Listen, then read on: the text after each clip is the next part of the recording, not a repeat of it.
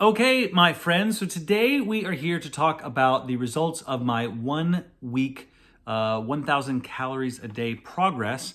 I am working on 30 days of this. I am Dr. Scott Bland, a board certified obesity medicine physician. I am doing all of the medical follow-up things that are required. So please do not go randomly doing this on your own. There are some medications, particularly those of you who might have diabetes, that you can be on that drastic calorie restriction without managing it appropriately can get very, very dangerous. So always talk to your doctor if you're doing this. I am trying to document my experience so you have an idea of what you might expect if you go through this with your physician. So 7 days in, and the progress has been going pretty good. I am not that hungry. I always think that it's a good idea to ask a couple of basic things. What's the hardest part? The hardest part for me has been planning meals around when I'm going to restaurants.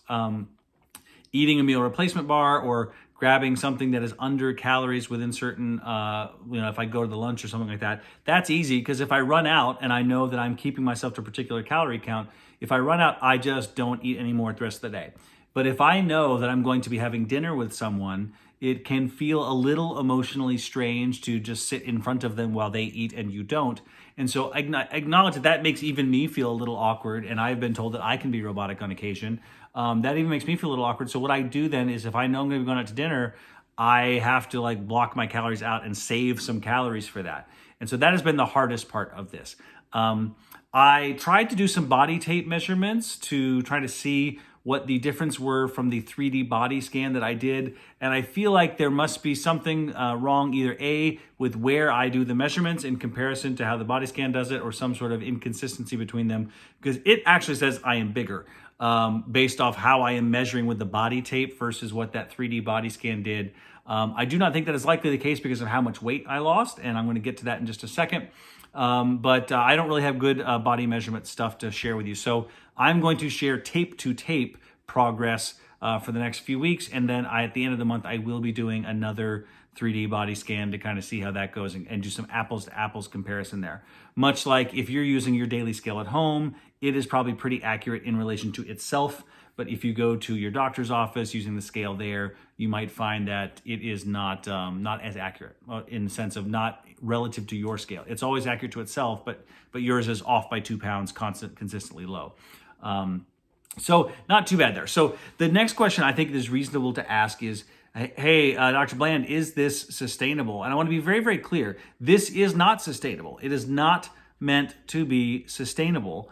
And somebody asked me that in one of the Instagram lives the other day. And the way I described it was, it is possible that the way we are eating and living now, maintains us at an overweight status. I was overweight status. Maybe your status qualifies as obesity, but then there is the way that you would eat and live in terms of calorie intake and all that versus energy to maintain what would be considered a normal weight, right? And those two lines in most of our lives are either parallel or, frankly, we're working way, away from normal weight because we just gain a couple more pounds every year, that sort of thing.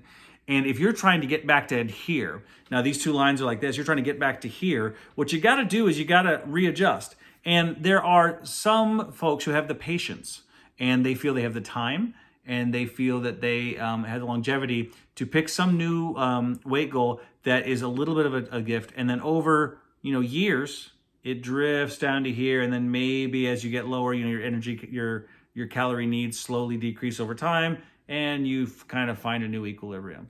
And that the benefit of that is it only requires you to learn one way to eat. If you pick the right rough intake level, right? Now, if you don't, you're adjusting over time and you're trying to work your way down to here, and you try to find something that kind of finds an equilibrium. The way that I decided to try and approach this was, let's just get me where I think I want to be drastically. It is the same amount of calories that a bariatric surgery would essentially, by physical restriction, require you to be at. And it requires a hard cut, right? And I'm going to get here. And then once I get here, now I have to learn a whole second additional new way to eat. And I have to find an equilibrium. And the transition point here is the part where I think many people have issues and get stuck. It is not complicated to lose weight. Losing weight is actually rather simple. The complications come with how do I navigate and explain all of the random things that are working against me getting here. And that's where I think an obesity medicine specialist comes in very handy, because there may be some things that are working against you that you don't understand, and there may be some things that are working against you that you don't understand. But frankly, in regards to like bariatric surgery diets, often restricted down to 600, 800, 1,000 calories, something like that. If you do hard calorie restriction, you will lose weight. You just straight up will. It's a thing. If you go hard enough calorie restriction, you will lose weight. But the difficult part for maintaining is, okay, well, once I get down there, now my hormones are adjusting. I'm no longer trying to lose a bunch of weight. So I can't tell myself the emotional kind of boost on the scale of, hey, I'm down another 2 pounds. And maintaining is not as generally emotionally validating and exciting as telling people that you've lost another 5 pounds. As someone who has done some yo-yo dieting on myself in the past, that is just at least my reality. Maybe your reality's been different. Tell me below if that's the case for you. I think it is, it's an issue, but it's a thing. So let's talk about how much I lost the first week. 8 pounds. So I went from 208.4 pounds to 200.4 pounds in 1 week. I did not do any really, really exaggerated amount of working out in that. It was largely just literally changing my diet. 5 of those days, I had 12-hour work days. I did meal replacement bars primarily on those days, which put me somewhere in the range of 800, 900 calories ish, with over 75 grams of protein. Those are medical grade meal replacement bars. There are shakes and stuff like that. Frankly, I'm lazy again. I've told some of you that I have no desire to make things. So protein bars for me are a pretty easy replacement real quick. On other days, I ate things like a molcajete, which is a Mexican meal of just a big bowl of meat and cheese. I ate some sashimi, which is literally just the pieces of sushi fish without rice. So there are some things I did tonight. I will have some wings. So I had one meal replacement bar earlier in the morning today, and I didn't eat all day until my wife gets home tonight. We're going to buy some wings, and I'm going to have some of those. And I kind of tracked out how many I can do to stay under my calories. So 8 pounds so far. Now, generally when you hop into a calorie restriction, the standard is you get this kind of whoosh of early weight.